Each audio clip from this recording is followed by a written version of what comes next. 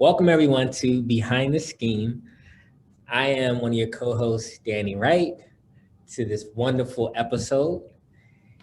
Behind the Scheme is one of those special moments, special segments where we get to hear the inside scoop of everyday individuals' lives and how they get through life and what they do to just be excellent. So without further ado, I'll pass it over to my co-host to get this episode started. All right. I'm Kenice Middleton, and if you don't know by now, Daniel's my son. I'm the mom of the the co-host pair. So we're really excited to join you today with our wonderful and fabulous guest, Cozy Kane. So a little bit about Cozy. Cozy is a project manager and program manager in the nonprofit space and has been for many, many years. But most recently, she started an organization called Dear Brown Girls. So I love for Cozy to talk a little bit more about that, but I wanted to share for everyone that, Cozy has created a space for Black women, for sisterhood. She's doing life coaching. So she's just pretty much a Renaissance woman. So one of the things that we want to do as part of this, of course, is we'll run through a series of questions, but, you know, for Cozy to be such an extraordinary person, we want to start off with, what's your secret sauce? What makes you tick? Like, how do you keep going? What goodness would you love to share with the people? You know what? It's very cliche, but that old saying, be the person you needed when you were young. All right. And I feel that for women too. Be the woman that you need in your life. You know what I'm saying? Yeah. And for anyone who knows me, I am a huge advocate for sisterhood because sisterhood has gotten me through so many ups and downs in my life that I want to foster it. I want others to foster it and kind of just join in this. If I could take every brown woman and we all went together, that is the goal of Dear Brown Girls. Yeah, that's what I'm talking about. No, that's excellent. Thanks, Cozy. All right, Dan, you want to kick it off with the questions? Yeah, that's cool. I love that. I love that. When I think about what makes me tick personally, it is looking at my life from an external lens and seeing, the type of person that I want in my life and how I can make that happen. So I really appreciated that. I guess you mentioned one of the things you mentioned is being that sister or that person that you needed as a child. What attributes and experiences and things from your childhood do you bring with you now in life, in business, and helping other women? How does that how is it matriculated to your adulthood? You know what? Things that I take from my childhood that help me continue to move on, even, just even when things aren't going the way I want them to go, is just being resilient, learning how to be flexible, and learning how to make a decision, whether it's, sometimes people don't have the luxury of having time to make a decision and think it all through. So being able to do that at the drop of a dime, and that's how I've been able to even just move around in this nonprofit space of being able to be flexible with deadlines, being able to say, okay, that didn't work out. What's being able to quickly think about what plan B and what plan C could be. And being open to that because I am not a creature of habit. I would love to be, but I am not. So if you say, hey, we're going to do this today, I'm like, you know what, that might work. That might work. So I guess what things in your childhood made you that way?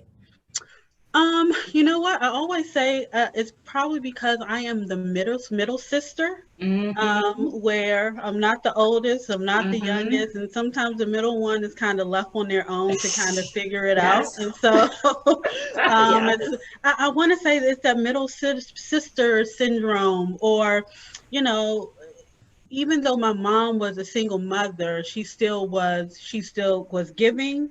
She still supported women around her. She still supported her church. She did a lot of things with little resources. So I know that you can definitely make a dollar out of 15 cents. So that's Yeah. one thing I definitely remember from my childhood, being able to be resourceful even when you don't have a lot. So making it stretch. Mm-hmm. Mm-hmm.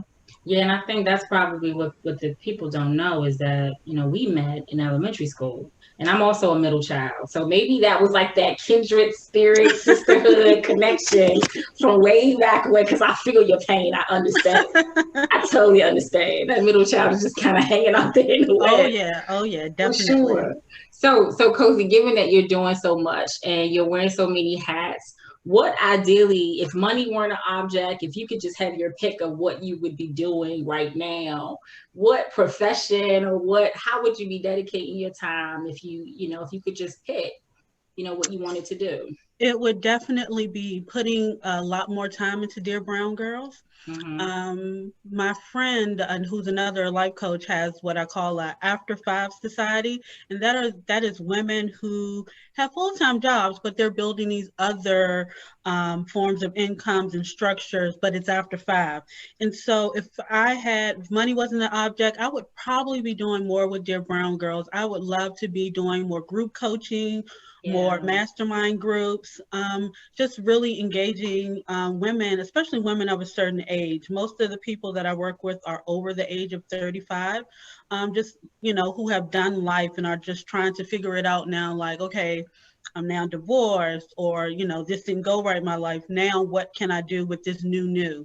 So helping them really create that new. So we do a lot of assessment, putting some processes in place and planning for those next steps. So if I could do that all day long, just help another woman build her story to Yeah. greatness and win, that's what I would be doing. No, that's awesome. That's awesome. Would you say, Cozy, in running your business that you've learned there are enemies in business? Like, who are your haters? Who are the haters? there are enemies in business because it takes a certain level of maturity to understand that there are over a gazillion people on this planet, and there is room for all of us to win. But if you don't Mm-hmm. have a certain level of maturity, you don't know that.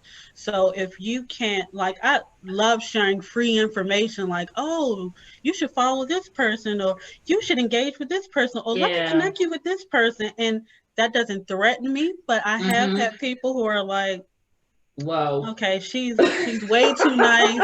What's the scheme Right. behind this? Why is she giving out Right. all this free information?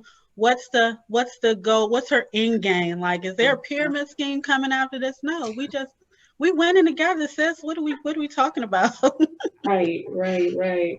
So, no, that's 100% true, and I think that it's interesting that when you're just giving of yourself, sometimes people are nervous, hesitant, skeptical about Very it. nervous. Yeah, and I think in the business that you're in, especially with life coaching and really being helpful to people, that's something that you're naturally going to gravitate towards. Oh So, yeah.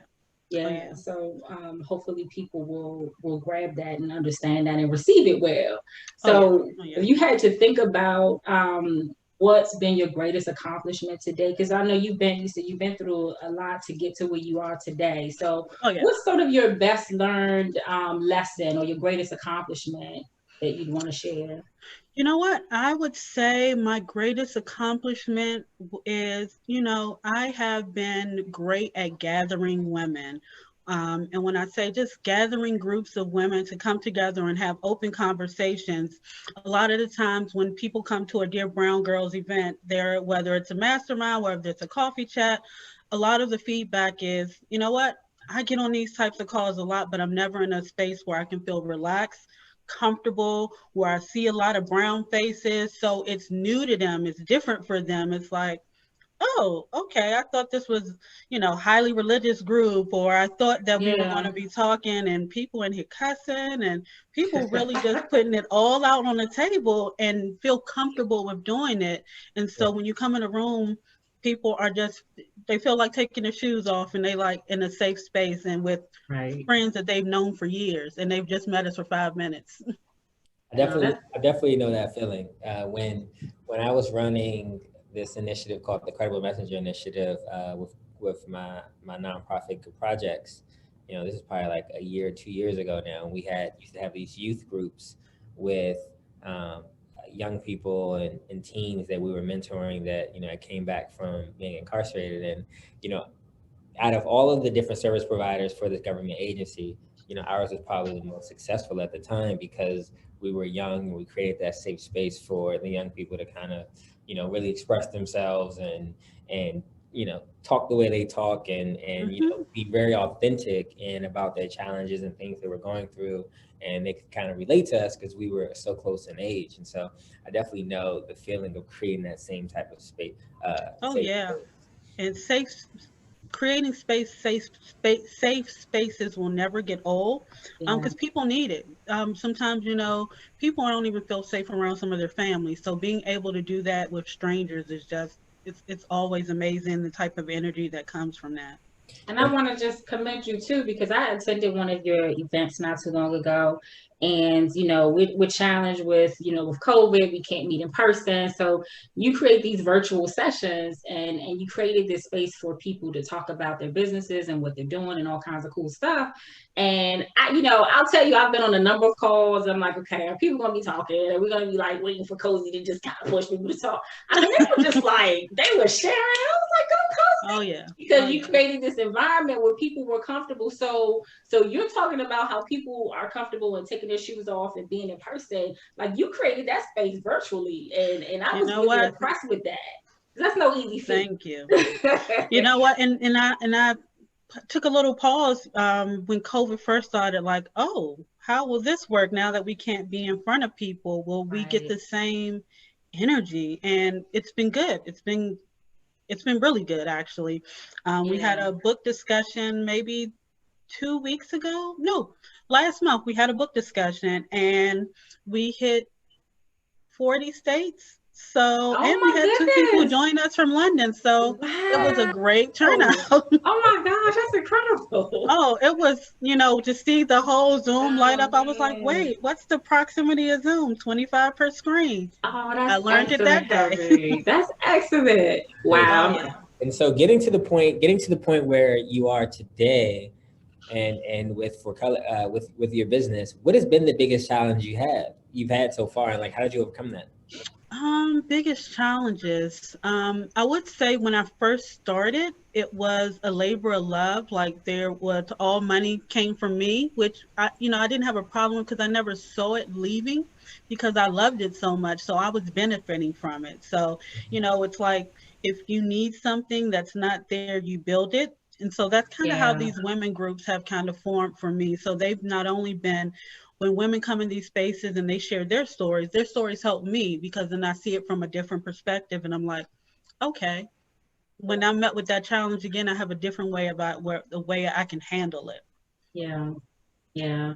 And given all the lessons and things that you've learned to date, when you, because I don't know if you do like I'm doing, because we're now women of a certain age too. So I do a lot of reflecting. So I don't know if you've been doing that too, but you know, I think about some of the things that I've gone through, and I think my younger self used to feel like, Dad, you know, I wish I had more help. Things wouldn't have been so hard. And now sometimes I'm thinking about it like, you know, it's almost good that I went through what I went through because I wouldn't be where I am today. So, you know, given that, what advice would you give your younger self? Like, what would you tell young Cozy today to help her along? What kind of advice would you give her? So many things that this is so temporary, and just do what you feel is best. Like sometimes we get a lot of advice and sometimes it's not good advice, and you have to know the messenger. Like, you know, you have to have that filter on. That filter the messenger. And so I can't think of times where I've thought I've gotten great advice from a person that I've trusted, and I'm like, oh, you know what? That was some horrible advice when I think about it. Like, right. Even now, like, I know that person loves me, but that was some horrible advice. Yeah. But, you know, why would I take that advice when if I would have looked at their whole life and been like, this person is not who I should be bouncing these ideas off of. Yeah. No, I've been there. Yeah, just be cautious who you get advice from. And I also probably would have gotten a mentor way long ago. Yeah. Mentorship and, you know, coaching, just the value of that is just priceless. It's just priceless. No, absolutely, absolutely. And I know we're getting close to time. Daniel, did you want to ask anything before we wrap up? Because I want to make sure people know where to find Cozy and all that good stuff. Yep. So I guess you can give us your ending remarks all together, Cozy, in relation to like where people can find you, email, social handles. But also while you do that, last question. What's one word that describes how you feel about the world today and why? One word. I would say community. And I say that Okay. because I'm always a glass half full person, really optimistic about things. And so I will say with COVID, with the social injustice, just with, a lot of people being in need, the communities, our smaller communities really stepped up, even when our government wasn't doing what they were supposed to do. It Yeah. was these smaller cohorts of communities, whether it was a retirement home making masks, whether it was, your neighbors taking food to hospitals. So it really brought out the community in 2020. And so I'm hoping, we just had an election. I'm hoping that that community does not leave because we're going to need it, if nothing else, in these next couple of years, just to kind of get us back in a better space, just all over, all around. Yeah. No, that's excellent. All right. So where can people find you, Cozy? Because they need to get this great life coaching that you're offering. Well, you can find us on Instagram at Dear Brown Girls Official, or our website, which is dearbrowngirls.com.